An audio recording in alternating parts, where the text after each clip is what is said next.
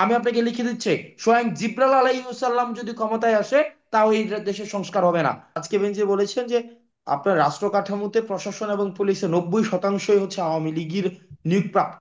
90%। অর্থাৎ যারা আওয়ামী লীগ থেকে নিয়োগপ্রাপ্ত হয়েছে আওয়ামী লীগের এজেন্ডা বাস্তবায়ন করার জন্য, আপনি তাদেরকে দিয়ে হচ্ছে আবার গণতান্ত্রিক সরকার আপনি হচ্ছে বাস্তবায়ন করছেন। এই গভর্নমেন্টটাকে গত 1 মাসে, গত গভর্নমেন্ট ফর্ম হওয়ার পরে 136, পরবর্তীতে অন্তত 150 কাছাকাছি হচ্ছে আন্দোলনকে অ্যাড্রেস করতে হয়েছে। রাষ্ট্রের সব জায়গা থেকে যখন অসহযোগিতা করা হচ্ছে, সব পক্ষ থেকে অসহযোগিতা করা হচ্ছে, so it's getting extremely challenging to address everything at A time. হ্যাঁ, গভর্নমেন্ট তার মানে কি এই মুহূর্তে গভর্নমেন্ট সফলভাবে এই সবকিছুকে নিয়ন্ত্রণ করতে পারছে না? আপনি 95 বা 90 ভাগ যে বললেন, এটা ভয়ানক একটা অঙ্ক, ভয়ানক একটা সংখ্যা, অবশ্যই, অবশ্যই। ভয়ঙ্কর সংখ্যা। তো তাহলে আপনি এই ধানমন্ডি 32 সেটির ভেঙে জন্য এই সংখ্যাকে সেটির আশঙ্কা আশঙ্কা মুক্ত সেটির করতে জন্য পারবেন? সেটির জন্য আমাদের হচ্ছে সেকেন্ড ওয়ার্ল্ডের পরে, আপনি যদি দেখেন সেকেন্ড ওয়ার্ল্ড ওয়ারের পরে আমাদের জার্মানিতে ডিনাজিফিকেশন হয়েছিল। ডিনাজিফিকেশন, আমাদের যদি দেখেন আপনি, সেকেন্ড ওয়ার্ল্ড ওয়ারের পরে জার্মানিতে ডিনাজিফিকেশন করা হয়েছিল। এখন আপনাকে দেখেন, আমাদের যদি আওয়ামী বাস্তবতায় দেখেন, আওয়ামী লীগের একটি অংশ কিন্তু এমন ছিল যে গুম খুন হত্যার সাথে সরাসরি জড়িত ছিল। আরেকটি অংশ হচ্ছে আওয়ামী লীগের সমর্থক ছিল। আরেকটি অংশ অংশ হচ্ছে আওয়ামী লীগের সুবিধাভোগী ছিল। আরেকটা অংশ ছিল আওয়ামী লীগের মৌন অজাত সমর্থক ছিল। এখন আপনি তো এই পুরো প্রসেসটাকে ফিল্টারিং প্রসেসের মধ্য দিয়ে যারা গুম খুন হত্যার সাথে জড়িত ছিল তাদের বিচার প্রক্রিয়া নিশ্চিত করতে হবে। অন্যদিকে রিকনসিলিয়েশন প্রক্রিয়ার মধ্যে দিয়ে সমাজের হচ্ছে পলিটিক্যালি ফাংশনাল করতে হবে। জি। তো সেটির জন্য সেটির জন্য অবশ্যই আপনার যথাযথ যে আপনারা কি এই সরকারকে রিপ্রেজেন্ট করেন? আপনার সরকারের যে এই কর্মকাণ্ডগুলি হচ্ছে, ব্যর্থতা বলুন, এই যে আঙ্গুল তুলছেন সরকার এটা পারেনি, সরকার করলে ভালো হতো, যে কারণে আপনারা করতে হচ্ছে, যে কারণে দেখা যাচ্ছে যে অন্যদিকে ষড়যন্ত্র হচ্ছে, অন্যরা কথা বলার বা চট করে ঢুকে পড়ার সম্ভাবনা মানুষ মনে করছে, এই যে ব্যর্থতাটা, এই ব্যর্থতার দায়টাকে আপনাদের উপরে আপনারা নেবেন যদি সামনে আসলে এরকম একটা পরিস্থিতি হয়? দেখেন, ব্যর্থতার দায়ভার আপনি যদি এভাবে জেনারেলাইজ করেন, আহ, যে ব্যর্থতার জেনারেলাইজ দায়ভার, করি না, কারণ এই সরকারের সবচেয়ে বেশি কাছের আপনারা, এটা সরকারও বলেছে বা আমাদের প্রধান উপদেষ্টা বলেছে, ছাত্ররাই ওনাকে বসিয়েছে। আবার আপনারা বলছেন যে এখন 90 ভাগ কোথাও কোনো পরিবর্তন হয়নি, এখন আপনাদেরই আবার সামনে আসতে না হচ্ছে, আপনাদেরকে না আবার না ঝুঁকি নিতে না হচ্ছে, না না, আপনাদেরকে একটু করতে হবে। 32 নম্বর ভাঙতে মানে হচ্ছে। না না, একটু কারেক্ট করতে হবে। 90 ভাগ পরিবর্তন হয়নি সেটি বলিনি। আমি বলেছি যে আজকে যে বেঞ্জির বলেছেন যে 90%, নব্বই হুম। শতাংশ প্রশাসক এবং 90% পুলিশ অফিসারই হচ্ছে আওয়ামী নিয়োগকৃত, আওয়ামী লীগের। এটাকে অস্বীকার এবং করবেন আপনি? ও হুম। না, আমি তো অস্বীকার করছি না, আমি তো হুম। অস্বীকার করছি না। হুম। অর্থাৎ এই যে ডি আওয়ামিফিকেশনের জন্য, ডি হুম। আওয়ামিফিকেশন যেটা আমরা বলছি, এই ডি আওয়ামিফিকেশনের জন্য আপনাকে সুযোগ দিতে হবে। ডি আওয়ামিফিকেশন এই প্রক্রিয়াকে আপনি ফেসিলিটেট করতে হবে। রাদার এই ডি আওয়ামিফিকেশন প্রক্রিয়া আপনি যখনই দেখেন কাউকে সাসপেন্ড করছে, যখনই দেখা যায় কোনো ধরনের সরকার স্ট্রিক্ট হচ্ছে, তখনই হচ্ছে আবার আওয়ামী লীগের যে কালচারাল যেই উইং রয়েছে তারা হচ্ছে আবার মানবাধিকারের যে বুলি নিয়ে হচ্ছে সামনে হাজির হচ্ছে। আপনি একটা জিনিস আমরা ভুলে যাচ্ছি, এটা হুম। সরকার, এই অন্তর্বর্তীকালীন সরকার কোনো স্ট্যাবল সিচুয়েশনে তার দায়িত্বটি নেয়নি, বরং একটি ক্রাইসিস মোমেন্টে এই সরকার হচ্ছে তার দায়িত্বটি নিয়েছে। এবং জরুরি ভিত্তিতে ট্রান্সফরমেশন, ডেমোক্রেটিক ট্রান্সফরমেশনের সাথে যেই সংস্কারগুলি জড়িত সেগুলিকে সুসম্পন্ন করার জন্য, সেই জায়গাটি থেকে যেখানে সব পক্ষ থেকে আমাদের সহযোগিতা করা উচিত ছিল, সেই জায়গায় আমরা দেখছি আমরা গভর্নমেন্টকে সহযোগিতার বদলে কিভাবে হুম। আওয়ামী পুনর্বাসন করতে হয় সেই বিষয়টি নিয়ে আমরা আরো বেশি মনোযোগী হয়েছি। তো সার্বিক পরিস্থিতি বিবেচনায় সরকারকে যে ব্যর্থ না সফল এই বাইনারিতে নিয়ে যাওয়ার এখনো সুযোগ হয়নি। বরং গভর্নমেন্ট এখনো পর্যন্ত প্রত্যেকটি, আপনার বাক স্বাধীনতায় কোনো ধরনের হস্তক্ষেপ করেনি। এখনো পর্যন্ত বলতে পারবেন না যে কোনো আন্দোলন হয়েছে, আন্দোলনেরই সুযোগ দেয়নি। 150-র মতো আন্দোলন, প্রতিদিন আন্দোলন হচ্ছে। গভর্নমেন্টের জায়গা থেকে কোথায় গণতান্ত্রিক পরিবর্তনটা হলো? প্রক্রিয়া। আপনি সাবেক আইজি বেনজির আহমেদ বলেছেন 90% এখনো পর্যন্ত আওয়ামী রিক্রুটেড পুলিশ বাহিনী এখনো পর্যন্ত বলবৎ রয়েছে। আপনি যেটা বলেছেন আজকের আপনার লাইভে, আপনি বলেছেন যে 32-এর মতো যেন সচিবালয়ের অবস্থা না হয়। সচিবালয়কে কেন টার্গেট করলেন? সেখানে কি একই অবস্থা? এই আমলাদের অসহযোগিতা, আপনি তো এই বিপ্লবকে তো ধারণ করতে হবে। আপনি যদি ইন্ডিভিজুয়াল পারপাস নিয়ে আপনি যদি আন্দোলনগুলো দেখেন, প্রত্যেকে হচ্ছে ইন্ডিভিজুয়াল পারপাস নিয়ে। এবং আপনি আমলাদের কথা দেখেন, এই বিপ্লব পরবর্তী সময় সবচেয়ে বেনিফিশিয়ারি কে প্রথম বেনিফিশিয়ারি হচ্ছে আমলারা। তারা সর্বপ্রথম নিজেদেরকে প্রমোশন দিয়েছে, ক্ষেত্র বিশেষে একটা দুইটা প্রমোশন দিয়েছে। এবং আপনারা দেখেন তো নিকট অতীতে এই আমলারা কি নিজেদের সন্তানদের জন্য আলাদা বিশ্ববিদ্যালয় চায়নি? নিকট রাইট। অতীতেই আমলারা কিন্তু নিজেদের সন্তানদের জন্য আলাদা বিশ্ববিদ্যালয় চেয়েছে, তাদের সন্তানের কে বিদেশে রেখে পড়াশোনা করতে চেয়েছে। এবং এটা উপসচিবেরা, মানে মেইন কথা হচ্ছে এই যে আমলাতান্ত্রিক যে একটা রাষ্ট্র ব্যবস্থা গড়ে উঠেছিল, এই আমলারা এখনো পর্যন্ত এই ছাত্র নাগরিককে মনস্তাত্ত্বিক ভাবে এখনো পর্যন্ত এই বিপ্লবকে ধারণ করতে পারেনি। বরং তাই যে এই আওয়ামী লীগের যে মনস্তাত্ত্বিক যে হিজামনি রয়েছে, সেই হিজামনি থেকে এখনো বের হয়নি। বরং তারা এই লেজুর ভিত্তিক যে প্রবণতা রয়েছে, লাল ফিতার যে দৌরাত্ম্য রয়েছে, সেই জায়গাকে সবসময় গভর্নমেন্টকে সেখানে এই যে হচ্ছে পারেনি, একেবারে। এই দায় পারেনি গত 6 মাসে 7 মাসে, যেটা পারেনি 7 বছরে কি পারা সম্ভব হবে বলে মনে করেন?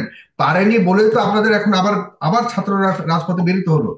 এখন এই ড্রাইভার বলতে মানে বারবার কি মানুষ আপনাদের সাথে আপনাদের ডাকে সাড়া দিয়ে এভাবে কি আপনার আসবে এই সিচুয়েশন তো এটা একদিন দুই দিনও হয় নাই।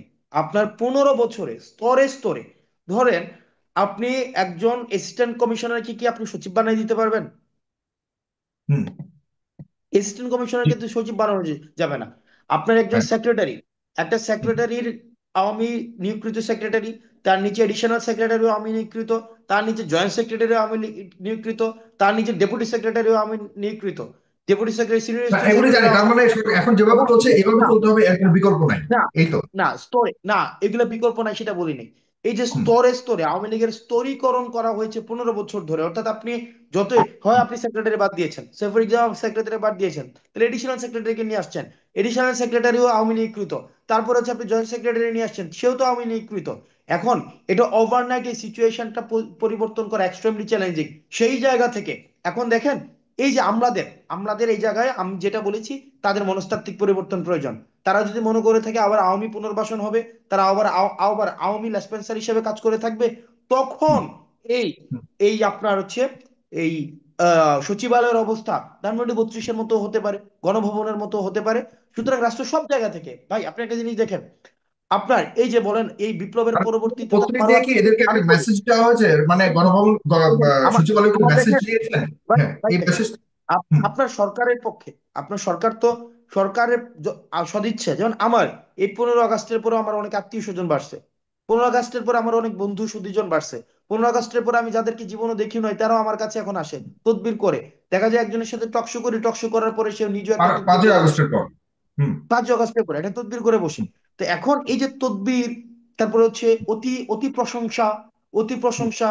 মানুষ আমাদের কাছে দেখেন, মানুষ আমাদের কাছে সাথে ছবি তুলতে আসে কেন? মানুষ হুম। আমাদের কাছে ছবি তুলতে কেন আসে? ঠিক আছে, মানে আপনারা আপনারা আপনাদের আপনাদের ভাই এই বিষয়গুলো, আমরা ফেসিবাদের আমরা ফেসিবাদের সামাজিক দিকটাকে আমরা উপেক্ষা করি। আমরা জি। ফেসিবাদের মানুষ আমাদের কাছে কেন ছবি তুলতে আসে? কারণ সে মনে করে থাকে, যদি সে তারা আমার সাথে একটা ছবি থাকে, সেই ছবিটাকে কোনো জায়গায় একটা ব্যবহার করে এবং সেখানে কোনো একটা বিশেষ সুযোগ সুবিধা সে হচ্ছে দাবি হুম। করতে পারে। এখন আপনার আমাকে প্রশ্ন করতে পারেন, আপনার সাথে ছবি থাকলে কেন বিশেষ সুযোগ সুবিধা আপনি দাবি করতে পারেন? আপনার আমাকে প্রশ্ন করতে পারেন। এটা হচ্ছে গত 15 বছর ধরে এই জিনিসটাকে প্রতিষ্ঠিত করেছে। আমরা এটার ঊর্ধ্বে যাইতে চাই। আমরা আমলাদেরকে বলতে চাই, আমাদের সাথে ছবি থাকা মানে, বা আমাদের এই যে তদবিরের এই কালচারটা, আমরা যখন কোনো জায়গায় যাই, মানুষ এসে পরিচয় দেয় আমি কুমিল্লার, আমি দেবিদ্বারের, কারণ সে মনে করে থাকে একটা এলাকা ইজম হয়তো এখান থেকে একটা এক্সট্রা বেনিফিট পাবে। আপনি দেখেন যতই সরকারের সদিচ্ছা থাকুক না কেন, আপনার সদিচ্ছা থাকুক না কেন, আপনি নিজে বা আমি নিজে যদি তদবিরের কালচার চালাই, আমি নিজে যদি ব্যক্তি স্বার্থের ঊর্ধ্বে না উঠতে পারি। এই যে 136টা আন্দোলন হয়েছে, কয়টা বলেন তো রাষ্ট্র সংস্কারের জন্য আন্দোলন হয়েছে? 136টা। প্রত্যেকেই নিজের ছোট ছোট স্বার্থের জন্য আন্দোলন করেছে। কেউ হয়তো বেসরকারি থেকে সরকারিকরণ করতে চেয়েছে, আউটসোর্সিং থেকে সরকারিকরণ করতে চেয়েছে, কেউ বেতন বৃদ্ধির জন্য আন্দোলন করেছে, কেউ গ্রেড বৃদ্ধির জন্য আন্দোলন করেছে। অর্থাৎ প্রত্যেকেই নিজস্ব, গত 16 বছর ধরে রাইট। আপনি যেখানে ধৈর্য করেছেন, আপনি যেখানে অপেক্ষা করেছেন, কিন্তু আপনার এই 5 মাসে, জাস্ট 5 থেকে 5.5 মাস, এই 6 মাস হলো, এই সময়টা আপনার অপেক্ষা। প্রত্যেক দিন আপনি হিসাব করেন, 180 দিনের মধ্যে ঢাকা শহরে হচ্ছে 150টা আন্দোলন হয়েছে এবং ভিজিবল আন্দোলন হয়েছে। এখন এই পুরো রাষ্ট্র কাঠামোকে যখন আপনি, আপনি রাষ্ট্র কাঠামো মনস্তাত্ত্বিক ফেসিজমের আপনি যদি ঊর্ধ্বে না যাইতে পারেন, অ্যাডমিনিস্ট্রেটিভ ফেসিজমের ঊর্ধ্বে না যাইতে পারেন, জুডিশিয়ারি ফেসিজমের ঊর্ধ্বে না যাইতে পারেন, আমি আপনাকে লিখে দিচ্ছি, স্বয়ং জিব্রাইল আলাইহিস সালাম যদি ক্ষমতায় আসে, তাও এই দেশের সংস্কার হবে না। আপনি শুধুমাত্র সরকার, আপনার নিজের ব্যক্তি জায়গা থেকে সংস্কার হইতে হবে, প্রাতিষ্ঠানিক সংস্কার হইতে হবে। আপনার নিজে, আমি নিজে সারাদিন টকশোতে বললাম যে দুর্নীতি করবো না, এটা করবো না, সেটা করবো না, টকশো শেষে আমি এসে রাইট। এটা তদবির স্পষ্ট। নিয়ে হয়ে গেলাম। তাইলে আপনারা তো আমাদেরকেও তো পলিউটেড করা হচ্ছে এখানে। মানে অর্থাৎ সবাই, আমি সামগ্রিক ব্যবস্থা বলছি, আমাদেরকেও তো পলিউটেড করা হচ্ছে। সুতরাং এই ফেসিবাদকে যদি আপনি উত্তরণ করতে চান, আপনি অবশ্যই অবশ্যই আমাদেরকে ব্যক্তি মাইক্রো লেভেলের রেকটিফিকেশন প্রয়োজন, মনস্তাত্ত্বিক রেকটিফিকেশন প্রয়োজন। এবং এই জায়গায় একটা ডিমার্কেশন স্পষ্টভাবে সেট করতে হবে। সকালে আমি বলেছি যে আওয়ামী লীগ হচ্ছে নির্যাতক, এবং অন্য যারা নির্যাতিত রয়েছে সবাই একটা পক্ষ। বাংলাদেশে দুইটা পক্ষ, নির্যাতকের পক্ষ শুধুমাত্র আওয়ামী লীগ, এবং নির্যাতিতের যে পক্ষ রয়েছে এখানে হচ্ছে বিএনপি রয়েছে, জামাতে ইসলামী রয়েছে, অন্যান্য ফেসিবাদ বিরোধী রাজনৈতিক দলগুলো রয়েছে। পরবর্তী বাংলাদেশে এই নির্যাতক আওয়ামী লীগ অপ্রাসঙ্গিক। পরবর্তী বাংলাদেশে নির্যাতিত হিসেবে যারা ছিল, এই যে নির্যাতিত যারা ছিল এই আমব্রেলা টার্মে তারা এক্সিস্ট করবে, এবং তাদের নিজেদের মধ্যে হয়তো মতপার্থক্য থাকবে, পলিসি নিয়ে ডিসকাশন থাকবে, পলিসি নিয়ে ডিসএগ্রিমেন্ট থাকবে, সেগুলোকে পলিটিক্যালি ফেস করা হবে, সেগুলো পলিটিক্যাল ইভেন্টের মধ্য দিয়ে ফেস করে তারপর হচ্ছে পরবর্তী বাংলাদেশের এই বিনির্মাণের যাত্রা অব্যাহত থাকবে। জি, কিন্তু আওয়ামী লীগের ব্যাপারে আপনাদের কোনো সিদ্ধান্ত কি আপনারা নিয়েছেন? আমরা দেখেছি আজকে আওয়ামী লীগকে নিষিদ্ধ করার ব্যাপারে কথা হয়েছে।